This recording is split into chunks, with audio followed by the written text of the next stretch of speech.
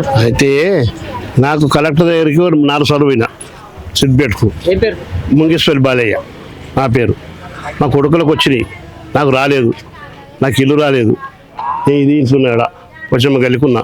నా భార్య అడ్డం పడ్డది, చేయిరిగిపోయింది. హాస్పిటల్ పోయినా, తాళం వేసిన. మా కొడుకుల దగ్గర తింటున్నా. ఆమె ఇప్పుడు అడికెళ్ళి వచ్చిన, ఆమె తినబెట్టి వచ్చిన. అయితే ఇక్కడ తాళంబాల కొడుతున్నాడికి వచ్చిన. అయితే నాకు ఒక 5,04,000 ఇల్లు కట్టుకునేది రావాలి. ఒక్కటి ఎకరం బాయి పైసలు రావాలి. అదొకటి.